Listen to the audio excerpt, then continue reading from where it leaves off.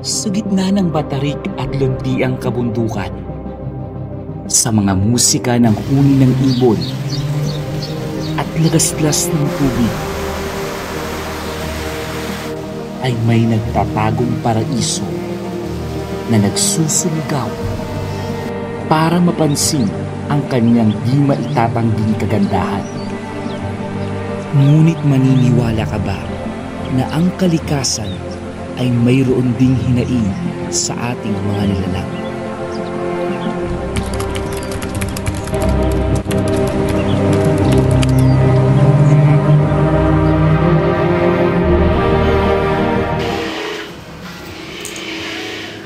Simpleng pahinga sana para sa araw na ito ang nais ko.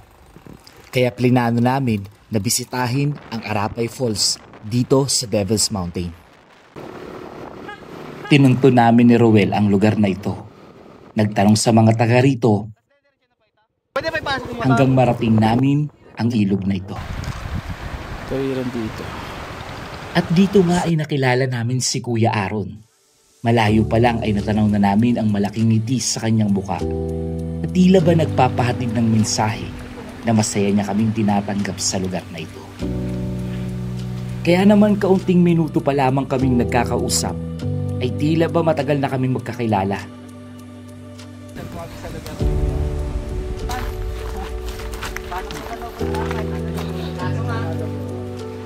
Tahanan nila ang huli mong daraanan bago ka makapasok papunta sa talon. Hindi ganyan yan. Maganda ang lugar na ito noon. Ibig sabihin po, noon pa lang po, itong falls na ito ay alam na po nila talaga. Oo, pero hindi pa talaga dinadaan nyo yan. Mula sa bahay nila Aaron ay may kalahating oras din ang kailangan lakarin para marating ang talon ng Arapay. Kaya hindi man namin hinihingi, siya ang nag-alok na kami ay samahan upang marating ang lugar na aming pupuntahan.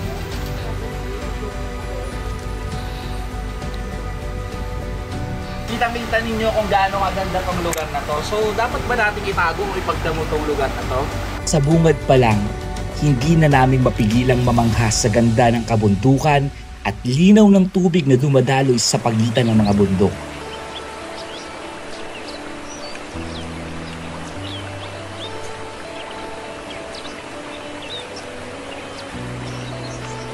Tayo ni Kuya kasi minsan yung lugar dito, itong part na to, sobrang lalim to. Kaya kapag wala kayong tour guide at medyo nagdire-diretso kayo, baka ito nga, delikado, baka yung mga gamit na dala ninyo, yung mga valuables niyo, masira. So, mas maganda talaga, may kasama kayong nakakaalam dito sa lugar na to.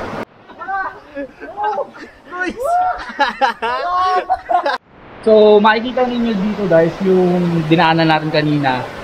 Delikado yan kapag sobrang lumakas yung ragasan ng tubig kapag biglang bumuhos yung ulan. Pero kung magagawan daw ng paraan na sana dito, itong part na to, yung part na yan, pwede siyang lagyan ng mga cottage or malinis, lagyan ng mga lugar para in case of emergency na may pumunta dito, pwede diyang maging safe zone para hindi sila tangayin ng agos dito. Tapos ngayon guys, makikita ninyo na itong lugar na to, may mga crack-crack talaga siya. Nagka-crack talaga siya kasi part ng nature yan eh.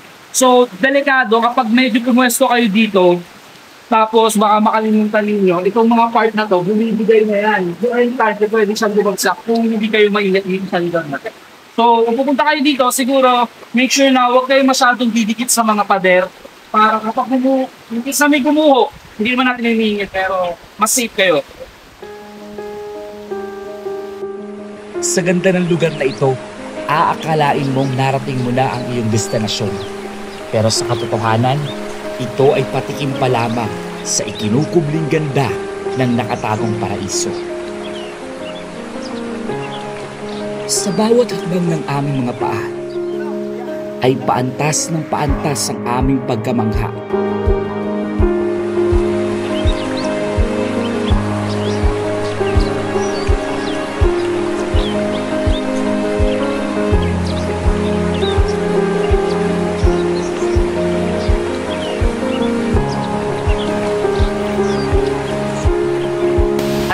Matapos ang paglalakad ng ilang minuto, inarating na rin natin ang pinagmamalaki ng barangay na Ibuan, ang Arapay Falls.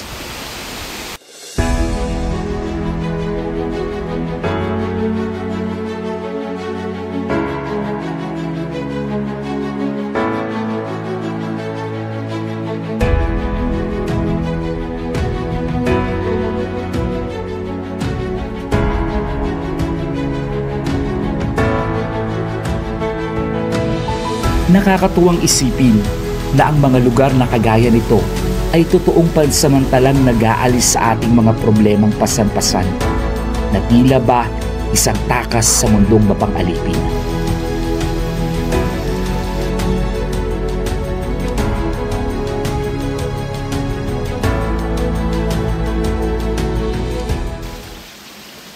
Ngunit habang aming nilalasap ang ganda ng lugar na ito, ay saglit na pumukaw sa akin ng pansin si Kuya Aaron na tila biglang nagkaroon ng kirot sa kanyang napansin. Ang mga kalat, basura na madalas iniiwan ng mga bisitang kinulang sa disiplina.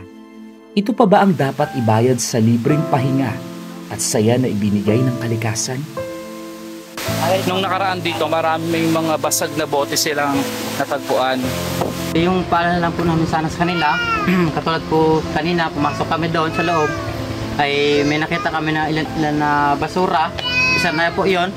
Yung mga nakarang tag-araw, ang dami po talaga na pumasok dahil hindi naman po namin mapigilan. At saka, ang kulang namin yung basura talaga na sa loob na dadalhin na dapat maaari. Para ilabas, wag po natin iwan.